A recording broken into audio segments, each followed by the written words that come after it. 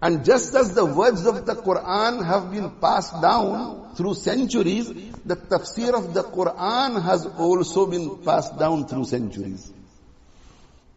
Our beloved Nabi sallallahu alaihi wasallam had warned his ummah not to try to understand the Quran without having the authority to do so.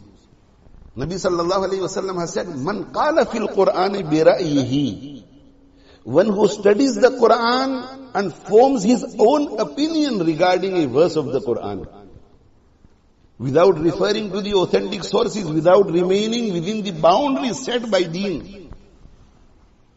A person ponders over the verse of the Quran by looking at the translation or just reading the verse because he knows Arabic, and he forms his own opinion. And it so happened that it coincided with the correct tafsir. It coincided with the correct tafsir.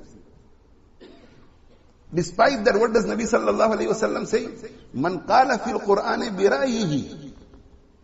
One who forms his own opinion in regard to a verse of the Quran or a passage of the Quran, and he mentions this tafsir to somebody, فَأَصَابَ, and it coincided with the correct tafsir.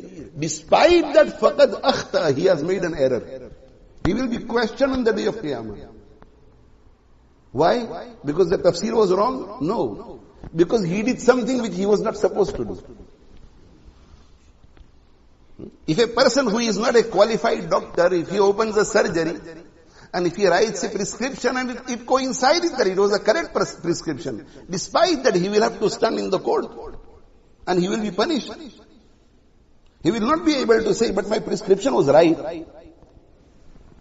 I diagnosed the illness correctly and I wrote a correct prescription. He will be said, no, you don't have the authority to do what you did. You were lucky. You were lucky that you wrote the correct prescription, but there was another possibility also. The Sahaba Kiram Ridwanullahi Ta'ala Alayhim Ajmain, their language was Arabic. They were not non-Arabs. Their language was Arabic, and their language was classical Arabic. Their language was the language of the Quran and the language of the Hadith. In our age, there are two types of languages, the classical Arabic and the spoken Arabic.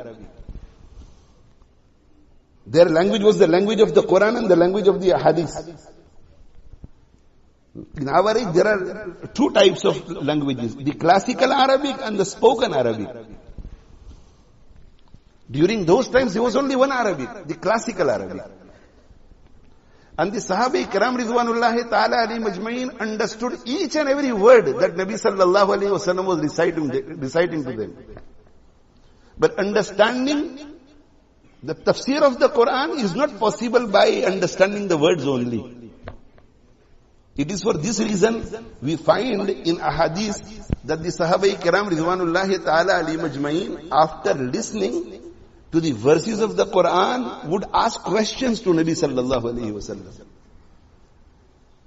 For example, when Surah Zilzal was revealed, إِذَا زُلْزِلَتِ الْأَرْضُ زِلْزَالَهَا وَأَخْرَجَتِ الْأَرْضُ أَثْقَالَهَا وَقَالَ الْإِنسَانُ مَا لَهَا يَوْمَئِذٍ تُحَدِّثُ أَخْبَارَهَا.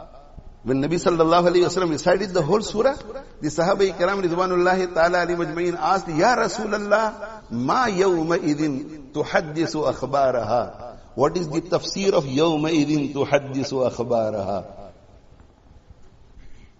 Now ask any student of a madrasa who is studying in his third year, what is the meaning of yawma idhin? What is the meaning of tuhaddisu? What is the meaning of akhbar? And what is the meaning of ha? Even a second year student will tell you the meaning. So if a second year student of a Darulum understands the meaning of these words clearly, without any vagueness, did not the Sahaba Ridwanullahi Ta'ala Alayhim Ajmain understand the meaning of these words, whose mother tongue was Arabic, and who were able to speak and understand classical Arabic, rather they only spoke and understood classical Arabic? Definitely. But despite that, they said, Ma yawma idhin tuhaddisu akhbaraha. What is the tafsir of yawma idhin tuhaddisu akhbaraha? And thereafter, Nabi sallallahu alayhi wasallam explained the tafsir. And Abu Bakr as-Siddiq radiyallahu ta'ala anhu was once approached by a person during the era of his Khilafah. And he was asked regarding the tafsir of a verse from the Quran. What is the tafsir of this verse? And Siddiq Akbar radiyallahu anhu was fully aware of the meaning of each and every word of that verse. But he could not recollect what he had heard from Nabi sallallahu alaihi wasallam. When he was asked, he could not recollect what he had heard from Nabi sallallahu alaihi wasallam. So he did not use his intellect to understand. What did he say? He said, "Ayyu sama'in tudhilluni wa ayyu ardhin tuqilluni idha ana qultu fi kitabillahi ma la a'lam." He said, "I am sorry, I cannot give interpretation to this verse because I cannot recollect what I had learned from my master. I cannot recollect. And I am afraid that if I cannot recollect what my master told me, then I will tell you what I am unaware of.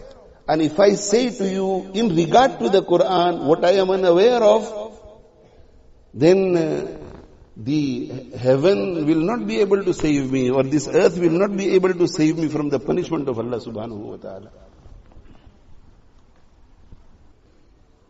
We must understand the Quran, but through the correct channel. Either we become a mufassir, or we become an alim, or we sit in the company of those who have dedicated their lives towards understanding the Quran, and by sitting in their durus we try to understand the message of the Quran. Easy verses can be understood by anybody, but not as well as the ulama. I always give an example of an ocean. One is the water of the ocean, and the other is the pearl that lies at the bed of the ocean. So there are pearls that lie at the bed of the ocean, and there is the water that everybody is able to see. As far as the water is concerned, every Zaid, Amr, Bakr will be able to benefit from the water without anybody else's aid. All you need to do is go at the seashore and wash your feet. Dip your hands and wash your face. Take a bucket full of water and take it home. You will benefit, other people will benefit. But if a person desires a pearl from the bed of the ocean, you will have to be an expert diver. If you are not an expert diver, and you go to the shore of the ocean and you jump into the ocean and you try to take out that precious pearl which is lying on the bed of the ocean, you will put yourself in danger. You may lose your life. Similarly, those people who try to take out pearls from the bed of the ocean of the kalam of Allah subhanahu wa ta'ala, their iman is in danger.